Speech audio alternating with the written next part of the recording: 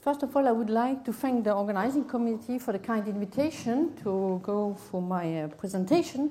As you can see, we are a cardiovascular research team, and we came into the polyphenol field about 10 years ago, and we are really interested in characterizing how polyphenols may actually protect the cardiovascular system. Why is it a topic of interest for us? As you already heard today, that the Mediterranean diet is actually a nice way to protect your cardiovascular system. And here you can see a meta-analysis which shows clearly that the consumption of this, or adhering to this Mediterranean diet, rich in fruit and vegetables, is associated with a significant reduction in mortality from cardiovascular disease by about 9%. And this protective effect has been associated, at least in part, to the high levels of polyphenols. Here you can see the major classes of polyphenols. I'm sure they are well known for you. And we, as well as several other teams, hypothesized that polyphenols may actually have a direct effect on blood vessels. Here you have a schematic of a healthy blood vessel. You can see the different layers of the blood vessel, and the luminal surface is covered by a monolayer of endothelial cells. And these endothelial cells, as indicated here in the schematic, play actually a key role in the maintenance of vascular homeostasis.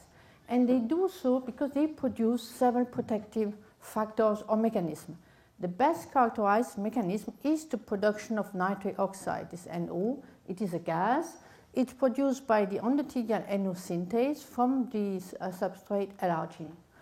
This gas will diffuse toward the underlying smooth muscle cells, where it's a potent vasodilator via activation of soluble guanylate cyclase.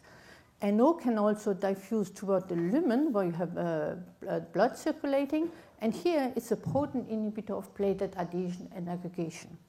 A second mechanism contributing to the protective effect of endothelial cells is the production of prostacyclin from the arachidonic acid cascade. It's also a vasodilator, and it acts in synergy with NO to very strongly prevent platelet activation. And the third mechanism is actually not due to factor. It's the formation of an endothelium-dependent hyperpolarization, EDH.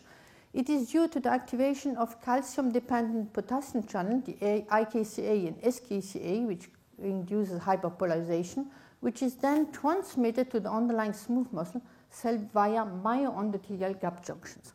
And this hyperpolarization will also contribute to relax your blood vessel.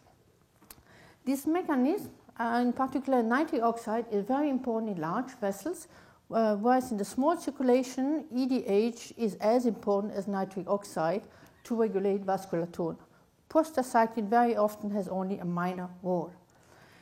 And nitric oxide, as I told you, is one of the major protective mechanisms by which endothelial cells protect the cardiovascular system. Is not only a potent inhibitor of vascular tone, but also it prevents smooth muscle cell proliferation and migration. It prevents oxidation of LDL and the expression of several pro-atherothrombotic factors.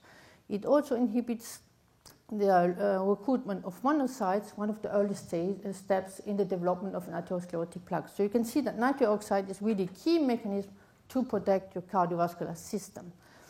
And early after the discovery of nitric oxide, it has been shown that the production of nitric oxide by endothelial cells can be enhanced by a whole number of different factors in your body, but in particular by shear stress, which is due to blood flowing on the surface of endothelial cells. And during the last 15 years, it is now also evident that there are nutrition-derived activators of the endothelial formation of nitric oxide, and in particular sometimes kinds of polyphenols like red wine polyphenols, cocoa polyphenols, and also green tea polyphenols. And we know that under healthy conditions, the endothelium really protect the vascular system, but we know that there are numerous conditions, numerous pathological situations where actually the endothelium is not functioning well. You have an endothelial dysfunction, which is characterized by a decrease of the formation or activity of the protective mechanism, and an increase in favor of an increased level of oxidative stress, in particular comes from the smooth muscle via NADPH oxidase, and also production of endoperoxide, thromboxane, and endothelin, which of course will all favor the development of cardiovascular diseases. And this endothelial dysfunction is observed very early on in the development of the pathology.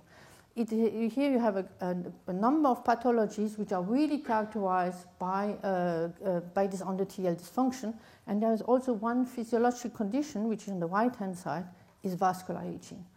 In humans, after 50 years of age, the endothelial function starts and it increases gradually, and of course this endothelial function will promote the development of cardiovascular disease. And the question we wanted to ask is whether or not polyphenols, which are activators of the endothelial formation of nitric oxide and EDHF, can polyphenols actually retard the development of an endothelial dysfunction due to aging. And we were very lucky in our, at the Faculty of Pharmacy. We had a colony of rats, which unfortunately we had to stop. So we used our male Wistar rats to characterize this aging-related endothelial dysfunction. And you can see here in the mesenteric arteries of those Wistar rats, we looked at the NO component of the relaxation. So we do this in the presence of indomethacin to get rid of prostacyclin. Caryoptotoxin, apamine are inhibitors of endothelium-dependent hyperpolarization. And you can see the 12-week-old, the young adult rat had a very nice endothelium-dependent relaxation to acetylcholine, 100%. Here you have the 20-week-old and the 40-week-old rat. You can see a significant reduction, indicating we have an endothelial dysfunction reducing the NO component.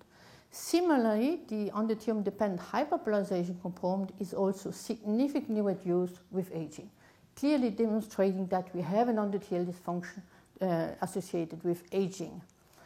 And in France, we were very lucky. We had a wine and health program sponsored by the French Ministry of Agriculture. This program was called Winiflor, and we were able to test an extract from a French red wine, which is the Vin de Corbière from Dessaouier, the Languedoc-Roussillon area. This wine has had about 2.9 grams per liter, and we tested whether or not the polyphenols from this wine are able to retard vascular aging. And for this, we used 1-year-old rats, which are quite, a rat can live about 2 years, and we tested whether or not intake of red wine polyphenols at a dose of 100 milligrams per kilo per day in the drinking water was able to improve an established endothelial dysfunction. The intake was for 4 weeks, starting at 51 to 55, and we compared the effect of polyphenols to apocynin, a well-known inhibitor of the major source of oxidative stress in the arterial wall, which is the NADPH oxidase. And on the next slide, you can see here the 12-week-old, the young adult, had a very nice endothelium-dependent relaxation. Here you have the NO component, on the right you have the EDH component, and you can see the old animal, we had a very pronounced endothelial dysfunction affecting the NO component, but also the EDH component.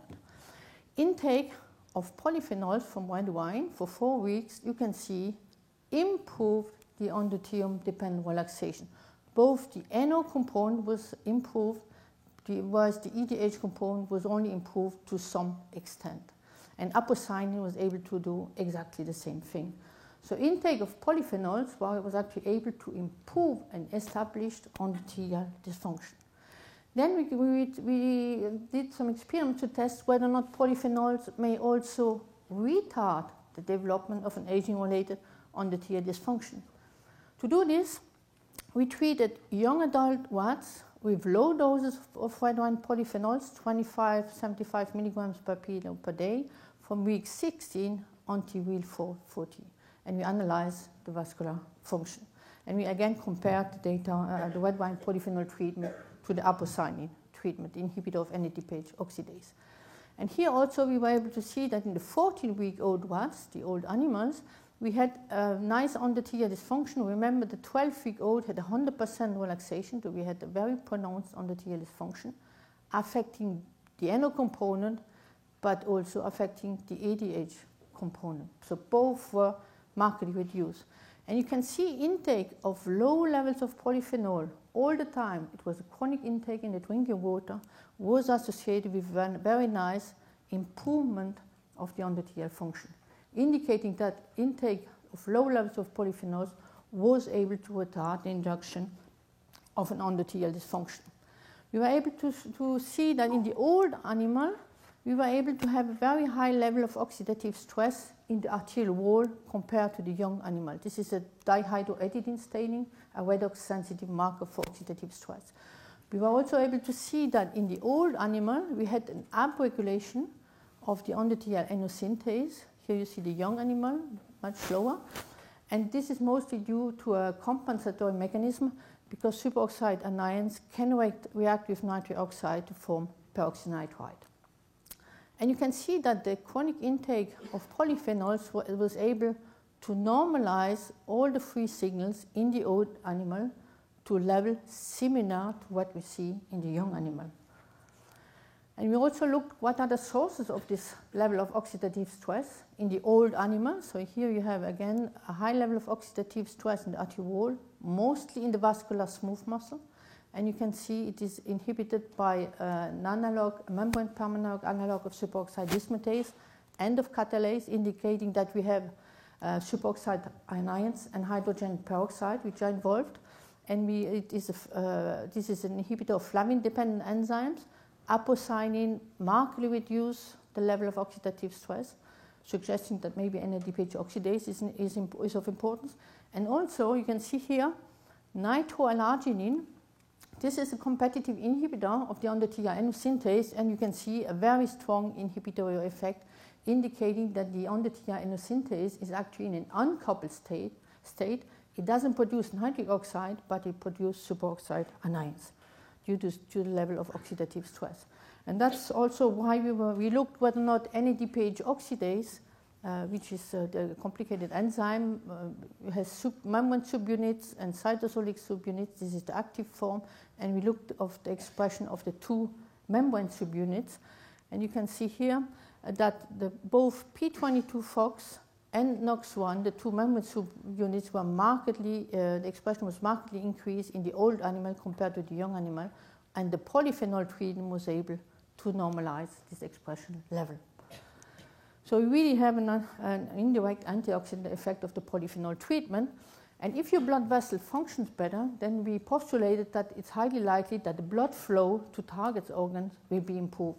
And that's why we tested whether or not animals receiving polyphenols have a better physical exercise capacity. And so what we did, we put our young and old animals on a treadmill, and we checked the physical exercise capacity of those animals. And you can see that the old animals were running much less time than the young animal. The low level of polyphenol intake had no effect, whereas the higher level of intake would actually associate with a significant improvement of the physical exercise capacity of those rats, possibly because blood flow was better and more blood was going to the muscles, to the skeletal muscle. We also then wanted to better characterize what's happening in this endothelial dysfunction related to aging.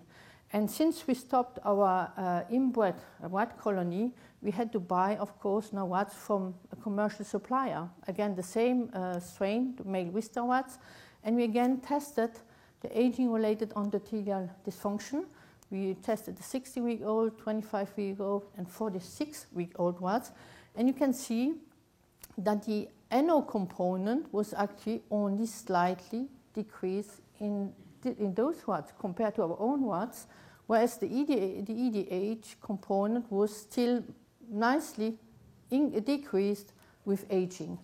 Now, why do we see this difference between our inbred rats and those rats? It's highly likely that maybe our colony had some gene changes, evolution in our colony, or maybe the feed was different between the colony, our own colony, and the colony from the commercial supplier. So we have to be very careful.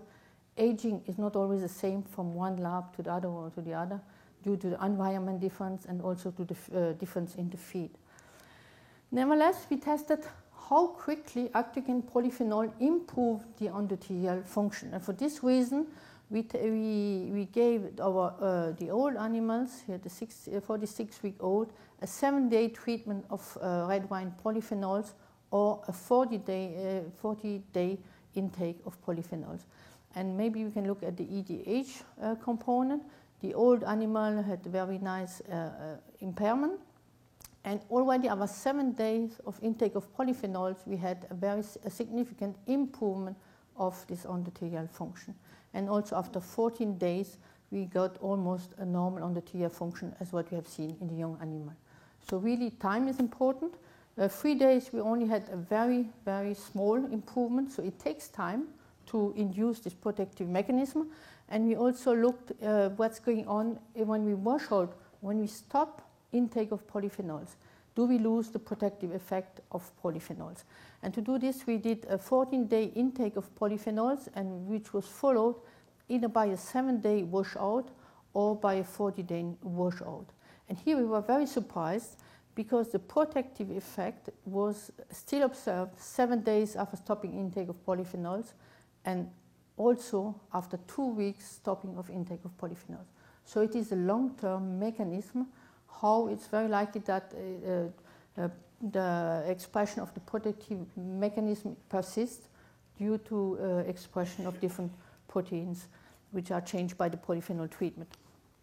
And we can also see that in these animals, that in the old animals, you can see here, there was a decreased expression of eNOS of both potassium channels in the old animal, and that the polyphenol treatment was able to normalize those signals, and this effect persisted even after washout. The same again, like before, we see a nice level of oxidative stress using different markers here, and also an upregulation of NADPH oxidase subunits, and again, a beneficial effect of red wine polyphenol intake for 2 weeks or 4 weeks, and this effect persists even 2 weeks after washout of polyphenol. So it's a long-term effect. Again, we looked a little bit carefully about the enzymes which are involved in this high level of oxidative stress in the old animal. You can see here again high levels of oxidative stress, and you can see the inhibitor of NADPH oxidase, the inhibitor of eNOS, so we have eNOS uncoupling, but also sulfaphenazole, an inhibitor of cytochrome P450, was active. Indomethacin was also reducing the level of oxidative stress, suggesting that cyclooxygenase may also be involved, and also inhibitors of the mitochondrial respiration, indicating that in the old animals we very likely have a lot of different enzymatic sources of reactive oxygen species contributing to the endothelial dysfunction. And then in the literature we have seen that actually there are quite a few papers indicating that the angiotensin system is most likely involved in the development of endothelial dysfunction in aging. Indeed, it has been shown that both sartans, inhibitor of the AT1 receptor, and also ACE inhibitors were able to improve the endothelial dysfunction in aging. And here also some data supporting this view. Here you can see that the old animal, the blood vessel of the old animal, this is basilar artery for mice. You can see that the dilatation in response to acetylcholine is reduced compared to what you see with the young animal. However, if you use an AT1 receptor knockout mice, you can see that the old animal and the young animal, the blood vessels behave similarly, indicating that the AT1 receptor plays an important role. And that's why we looked in our old animals what's happening with the angiotensin system. We looked at the local formation of angiotensin II in the arterial wall, and also the expression of the AT1 receptor, which is the major receptor mediating oxidative stress in response to angiotensin II. And you can see that both signals were upregulated, mostly in the smooth muscle, and that the polyphenol intake for 2 weeks was actually able to normalize this increased expression of the angiotensin system. And this effect persisted, we see it after 2 weeks of intake or 4 weeks, and it even persists, the protective effect persists after washout for 2 weeks. And finally, we were able to do a couple of experiments with very old rats. You can see here the rats we were able to get were 96-week-olds. They were almost 2 years old. And we were able to show that in those very old animals, we also had an endothelial dysfunction affecting to some degree the NO component, but a very pronounced endothelial dysfunction affecting DDH component. And here also we tested whether or not polyphenols are still able to protect in those very old animals. And you can see here actually that the intake of 1,1 polyphenols for 2 weeks did not improve the NO component and did not improve the EDH component. However, you can see here, losartan, an AT1 receptor, was still able to improve both the NO component and the EDH component, indicating that polyphenols are able to protect, but not in the very, very old animal. You have to start much earlier to have a protective effect. So I would like then to conclude by showing the schematic that polyphenols are actually really very excellent products to protect your blood vessels. And they do so by 2 different mechanisms. One mechanism is definitely by inhibiting oxidative stress in the arterial wall, in particular in the smooth muscle cells, by inhibiting and decreasing the expression of NADPH oxidase. And this is possibly or most likely due to the normalization of the local angiotensin system. Polyphenols are also potent activator of the PI3 kinase AKT pathway to increase NO formation and this endothelium-dependent hyperpolarization inducing relaxing mechanism, which of course the 2 effects will combine to prevent the induction of an endothelial dysfunction and in particular retard this aging-related endothelial dysfunction and hence prevent the development of cardiovascular disease and keep your vascular system in a healthy situation. And finally, just to thank the people who actually did the work, Stephanie Dahl-Ross, a former PhD student, and Noradine Idris-Costa did mostly the work regarding the aging-related endothelial dysfunction. I also would like to thank, to acknowledge Cyril Aucher, who contributed to all of this work. Thank you very much for your attention.